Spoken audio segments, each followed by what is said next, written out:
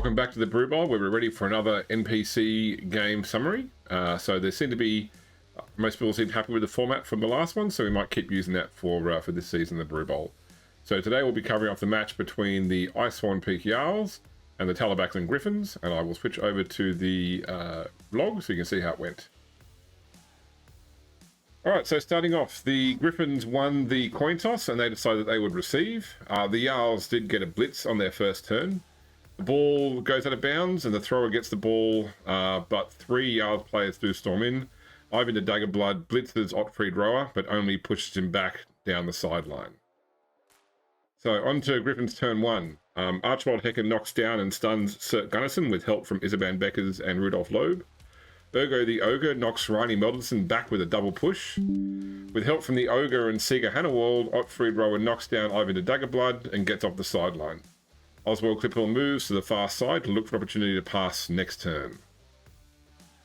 For the Jarls' first turn, Gerleif Arnson and Vitzerk Leiknesson charge across the field, with Leiknesson shoving Oswald Cliphill back towards the sideline. The mercenary player Svendal Blagax attempts to join the line of defense, but trips at the end, stunning herself in the process.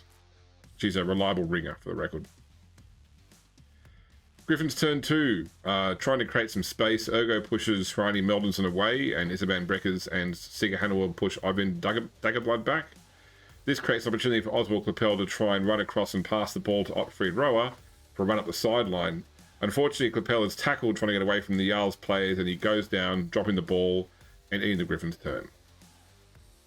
Jarls turn two, Sark Gunnison blocks Archibald Hecker, pushing him back along the sideline and clearing a path for the Jarls players. The mercenary ringer runs through, picks up the ball and carries him for a touchdown for the Jarls, putting them up 1-0. Griffin's turn three. After the reset, the Griffins received the ball off the kick. The kickoff was I think, weather change, and it resulted in just a gust of wind. The Griffins used their turn to build a cage around Archibald Hecker as they advanced up the field. Ottfried Rower stays wide in case Hecker needs to pass the ball out of the cage. The Griffins turn three. Ivan the Daggerblood blitzes Seeger Hannawald and stuns him. One of the journeymen and Vitzerk Leiknesson move in front of the cage. Leiknesson fouls the down Hannawald and breaks his armor, however he's unable to worsen the injury. Reini Meldenson, Gerleif Arnson and Sir Gunnison all move to block the outlying Griffins players. For the Griffins turn four, Ergo blocks Vitzerk Leiknesson and seriously injured him, knocking him out for the next game. That clears Archibald Hecker to dodge out to the right-hand side of the cage. Hecker does so successfully, and after two successful go-for-its, he delivers the ball into the end zone for an equalising touchdown, giving the game a 1-1 score. For the Jarls' first turn, the Griffins kick the ball deep. It's a high ball, though, so the reliable ringer gets under it in time to catch it. The Jarls start off with a blitz down the sideline of the field by Ivan the Daggerblood, but he trips at the last moment and ends the Jarls' turn prematurely. Griffin's turn five. Not wanting to give the Jarls time to recover, the Griffins storm across the field. Archibald Hecker blitzes one of the Jarls' journeymen, knocking him down. Back at the Griffins' line, Seeger Hannawald attempts to foul Ivan the Daggerblood, but can't break the Ulfanar's armor. Jarls turn five, realizing that their only hope of scoring in this first half is going to be dependent on a desperate pass. The Jarls attempt to have Ivan the Daggerblood stand up and blitz Seeger Hannawald, reasoning that he can then move further down the field and potentially catch a pass next turn from Svendal Blagax. Unfortunately, roll a double both down, end the dream of scoring, and the Jarls lose the rest of their turn. Griffin's turn six. Archibald Hecker attempts to dodge out of the line, hoping to blitz the mercenary and potentially score, but he fails to dodge away from the two journeymen and goes down, also ending the Griffins' turn. For the Jarls' turn six, they realise that they're not going to score this turn, or this half. The Jarls resolve to just go in for some extra blocks. Gerleif Arnson blocks Isaban Beckers with assistance from the mercenary and scores double both down.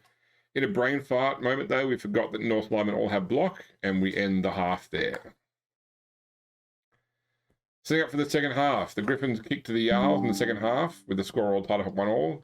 The kick goes way too deep and crosses the back line, allowing the Jarls to give the ball to Svendal Blagax again.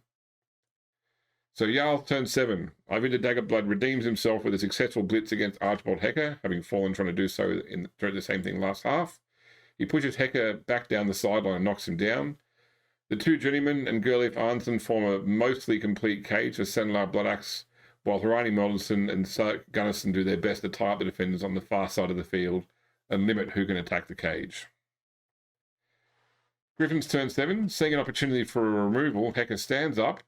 Iserbrand Beckers moves in to assist, and then the thrower Oswald Klippel blitzes Ivinda Daggerblood over the sideline before taking up a defensive position in front of the cage.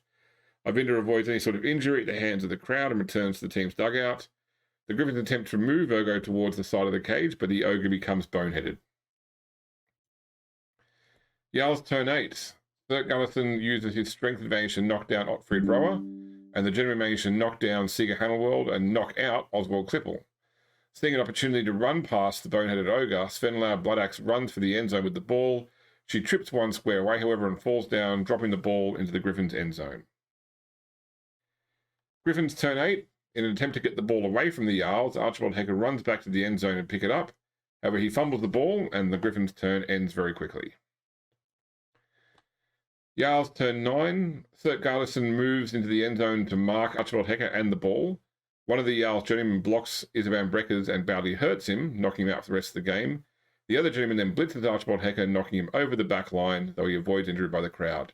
This leaves Fenlag free to stand up, grab the ball, and walk in a second touchdown for the Jarls, putting them back in the lead 2-1.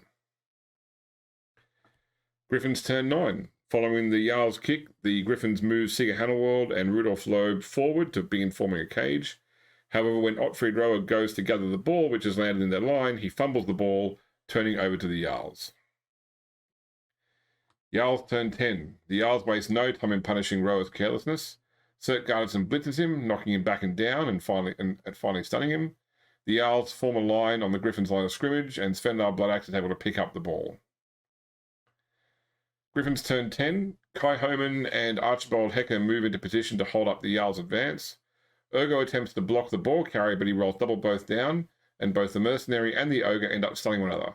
Kai Homan has a chance to catch the ball when it comes loose, but he fails, dropping on the ground behind himself. Jarls turn 11. Confident of their impending victory, the Jarls decide to throw some blocks before going for the football. Ivy the Daggerblood pushes Seeger along the sideline. Gerleif Arnson and Harani Meldenson work together to knock down Archibald Hecker. Finally, Sert Garrison pushes Kai Homan back. This allows one of the journeymen to scoop up the ball and carry it into the end zone with a dangerous rush, giving the Jarls their third touchdown and making the score 3-1. Griffins turn 11. After receiving the ball, the ogre blitzes across the field into Sark Gunnison. He KOs the Ulfunar, opening up a hole in the Jarls' defensive line. The other Griffins players attempt to tie up the Jarls' defenders, while Otfried Rower takes up position behind the ogre and then receives a pass from Oswald Klippel. For the final turn for the Jarls move the ringer and Ivan the Daggerblood into place to try and prevent a rush from Rower. In the middle of the field, they throw a number of blocks, but only manage to knock a few players down. No injuries are caused. In the Griffins' turn 12, Ergo blitzes Fenlag and knocks her flat, stunning her in the process. This gives Otfried Rower a clear path down the sideline, and with a single go for it, he scores a second touchdown for the Griffins. It isn't enough in the end, however, and the Jarls pick up the win 3-2 over the Griffins.